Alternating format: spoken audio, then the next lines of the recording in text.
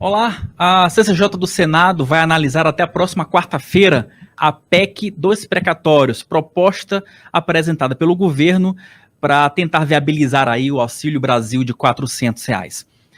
Como contraponto ao texto aprovado pela Câmara, o senador Alessandro Vieira, o senador José Aníbal e o senador Oriovisto Guimarães apresentaram aí um texto alternativo para tentar resolver, né, equacionar esse impasse relacionado ao programa social do governo federal, sem furar o teto de gastos e também sem dar um calote das contas públicas. Eu sou Wilson Lima, repórter de O Antagonista, e eu converso agora com o senador José Aníbal, justamente para falar sobre a PEC dos precatórios, sobre essa alternativa que está sendo viabilizada pelo Senado, e também sobre esse abacaxi, né, se é possível descascar esse abacaxi até o final de novembro. Senador, muito obrigado pela presença e obrigado pela sua disponibilidade. Muito obrigado pelo convite. Vamos conversar. Senador, eu quero começar com essa parte final do texto, né? Essa parte final que eu falei. É possível descascar esse abacaxi até o final de novembro ou é otimismo demais, hein, senador? Olha, eu acho que é possível descascar esse abacaxi. Eu nem chamaria assim. É possível resolver o que é essencial já na semana que vem. O que é essencial nessa PEC, nessa emenda constitucional que o governo mandou para a Câmara?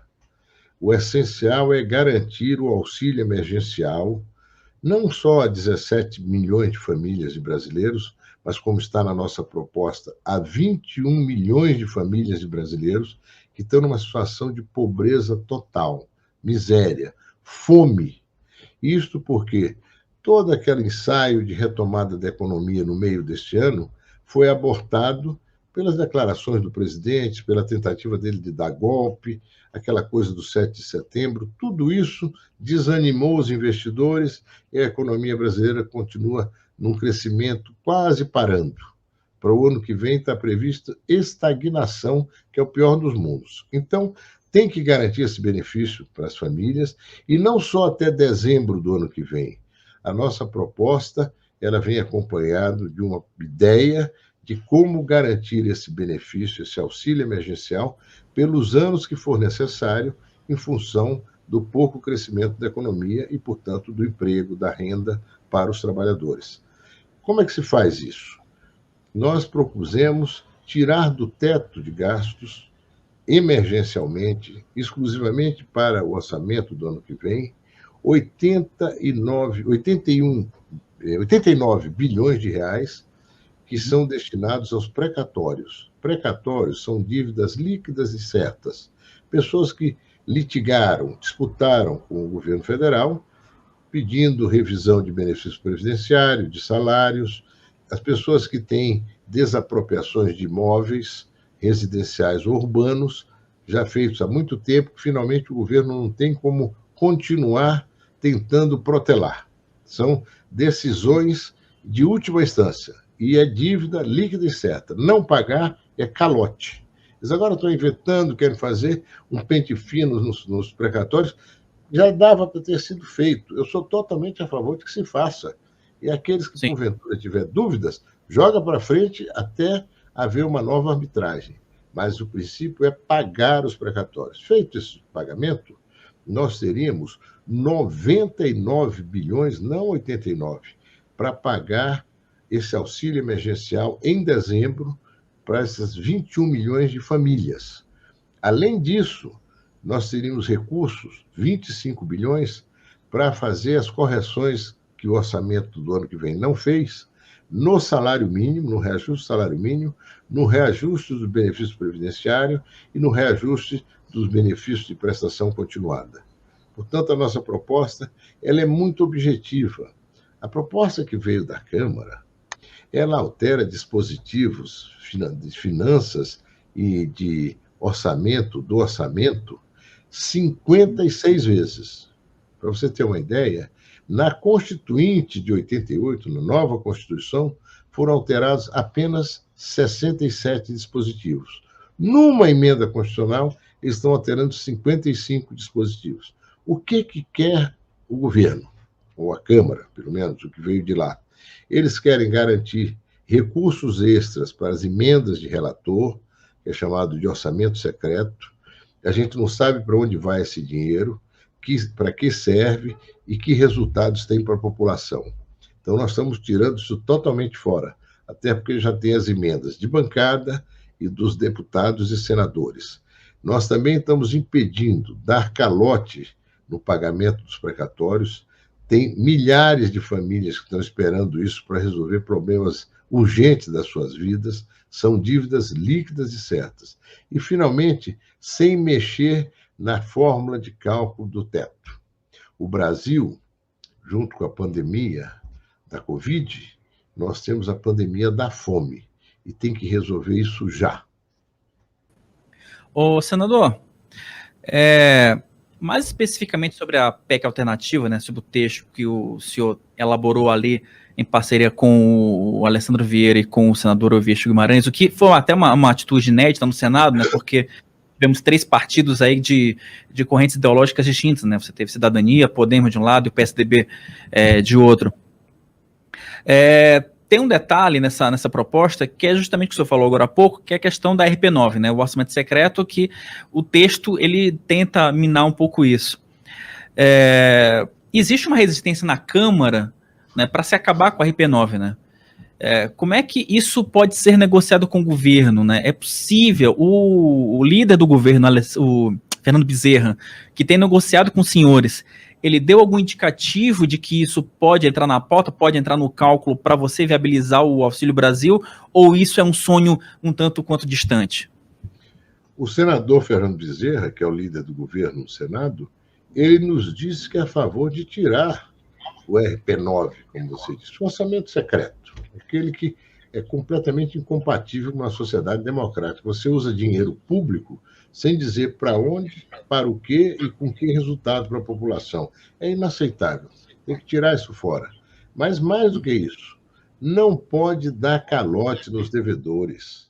Nós propomos, inclusive, que se tira os precatórios do orçamento do ano que vem, do teto do gasto, se paga, o governo tem receitas crescentes atualmente, pode pagar, e em 2023 você só vai pagar precatórios mediante uma auditoria rigorosa naqueles precatórios que tiverem para ser pagos em 2023, e mais uma coisa, joga grande parte do pagamento dos precatórios para fazer acertos entre os portadores de precatórios, sobretudo os precatórios maiores que, sei lá, de 1 milhão, que 2 milhões, você só vai negociar numa Câmara de Compensação, onde eu tenho direito a um precatório de 100 mil reais, você tem uma dívida com o governo de 120 mil reais, chama vocês dois, eu digo, olha, você que está devendo 120 mil para o governo, paga 100 mil para mim, para o Zé, do precatório dele, e eu te dou um desconto de 20 mil reais da tua dívida. Com isso, eu resolvo este precatório. E faz isso com quantos precatórios tiver. O governo tem muita dívida ativa, o governo tem concessões, o governo tem terrenos, ele tem muitas possibilidades de, nessa Câmara de Negociação, não ter que tirar recursos do orçamento, ou apenas uma parte relativa aos precatórios pequenos, e o demais na mesa de negociação. É isso. Agora, senador, algo que começou a ser ventilado na noite da quinta-feira é que você aprove uma PEC fatiada, né? Que você aprove um texto que tenha consenso, quer dizer, parte do texto, né? Que tenha um consenso ali no Senado, para que ele não precise voltar para a Câmara, né? Para que ele já possa ser promulgado. E alguns detalhes, inclusive, né, alguns detalhes do seu texto do senhor, né, do senador Alessandro e do Revista, seriam uma PEC complementar, né, seria ali um anexo, né, digamos, uma PEC anexa. O que o senhor acha dessa solução do governo? É uma solução plausível ou parece mais aquele clássico caso do cidadão que não tem dinheiro para consertar o teto e ao invés de comprar uma telha, coloca um Durepox ali para tentar remendar o telhado e no final você não tem uma solução definitiva? É um remendo. É um remendo pela ausência do governo querer enfrentar a situação que a gente tem que enfrentar. A fome dos brasileiros e a necessidade urgente do auxílio emergencial. Quer fazer isso quarta-feira? Vamos fazer o seguinte: abre-se o teto para o pagamento dos precatórios. Com isso, se libera o recurso de 99 bilhões para pagar o auxílio emergencial. Ponto. Não tem mais nada que discutir. Olha, tem o dinheiro para o orçamento secreto, tem que mudar a data de reajuste do teto. Tem... Não. É isso. O foco é esse ou é o foco de buscar sempre, aproveitando de um dispositivo, de uma mudança qualquer, colocar os famosos jabutis? Teve um caso, há 2 meses atrás, no Senado, naquela proposta boa do governo, de renovar a possibilidade de emprego do empregador, negociar com o empregado redução da jornada de trabalho e redução proporcional do salário. A Câmara tinha 25 parágrafos do texto que veio do governo. A Câmara acrescentou 69 parágrafos a esses 25. Num desses parágrafos, a Câmara fez uma mudança em 75 artigos da CLT, da Consolidação das Leis do Trabalho. E ainda o governo apresentou 3 novas modalidades de emprego. Quando nós falamos sobre isso, o próprio relator reconheceu que dava para tirar fora tudo que a Câmara acrescentou ao que veio do governo. E sobrariam apenas a proposta, reproduzindo o que era possível fazer até então, né, de reduzir salário, proporcionalmente reduzir emprego, e também as 3 novas modalidades de emprego propostas pelo governo. Eu fui para a tribuna e falei, olha, a primeira modalidade, a única sobre o que eu vou falar, é que está permitindo que os empregadores empreguem pessoas de 18 a 29 anos e acima de 55 anos, sem previdência, sem fundo de garantia e sem o Sistema S. Sabe o que vai acontecer? Eu disse, o empregador vai chamar o trabalhador e diz, eu vou te demitir agora, amanhã eu te recontrato sem pagar previdência para você, sem pagar fundo de garantia, sem pagar Sistema S. E olha, se você não quiser, eu vou atrás de uma outra pessoa para o teu lugar, que além de eu não pagar isso, eu vou pagar um salário menor. Sabe o que o Senado decidiu? Rejeitar toda a proposta do governo. Foram 47 votos a 27. É isso que nós estamos empenhados em conversar com os senadores. O senador Fernando Bezerra agora está tentando cantar que, quer dizer que ele já tem 50 votos, 51. O governo precisa de 49. Quem tem 50, 51 precisa de 49, não está numa situação tão tranquila assim. Então, eu espero que realmente a negociação seja para valer, não seja enrolação. O líder do governo disse que é contra o orçamento secreto. Então, se é contra o orçamento secreto, vamos tirar do teto os precatórios e vamos pagar o auxílio emergencial de 99 bilhões para atender 21 milhões de famílias. O senhor tocou num ponto que é importante nessa tramitação, né? Até para quem está acompanhando a gente agora, os números são muito, são díspares, né? O líder do governo fala de 50, 51, 52, mas a oposição ali já crava que tem 35 votos contrários à PEC, o que numa conta de 80, você teria 45, né, votos a favor da PEC. Então, ou seja, uma aprova a emenda constitucional com menos de 3/5 dos votos. 3/5 dos votos são 49 votos. Então, quer dizer, não tem como, quer dizer, a conta não fecha. E a gente... O está se movimentando, e nós vamos fazer uma audiência pública, segunda-feira, às 15h, no Senado, antes da reunião da Comissão de Constituição e Justiça, que deve ser na terça ou quarta. E aí nós vamos ter uma nova oportunidade de conversar com os senadores, os que se interessarem em participar dessa audiência pública.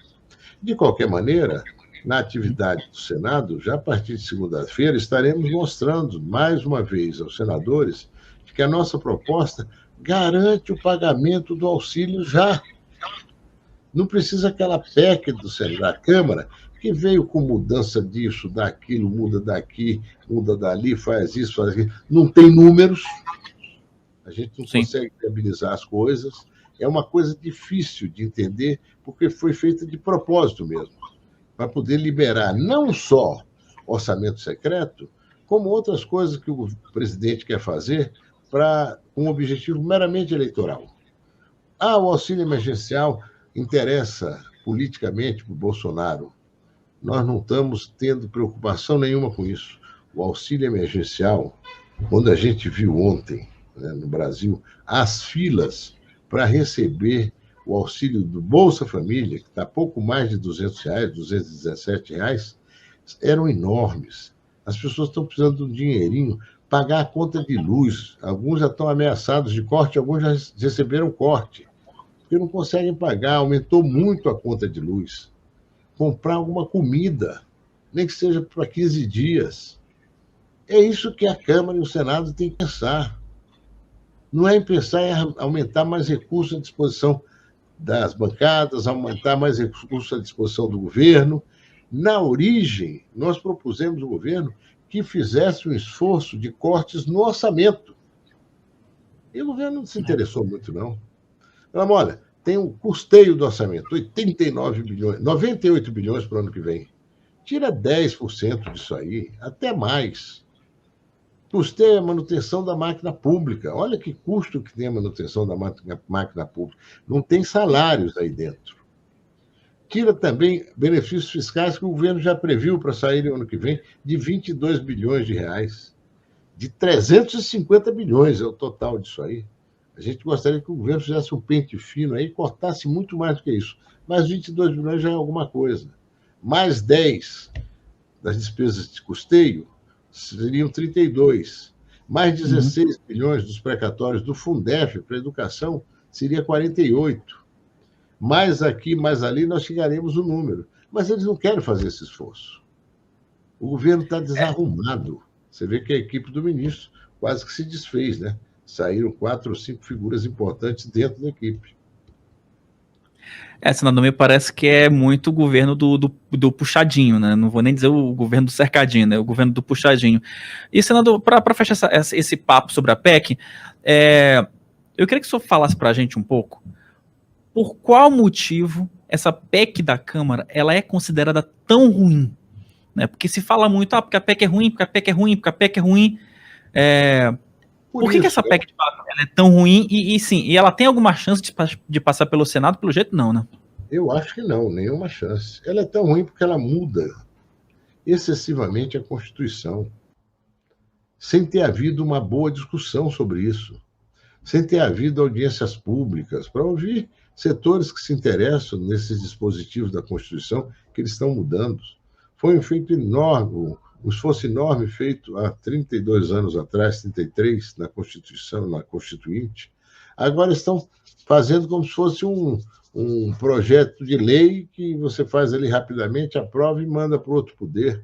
Não pode alterar a data de correção do orçamento para o ano seguinte.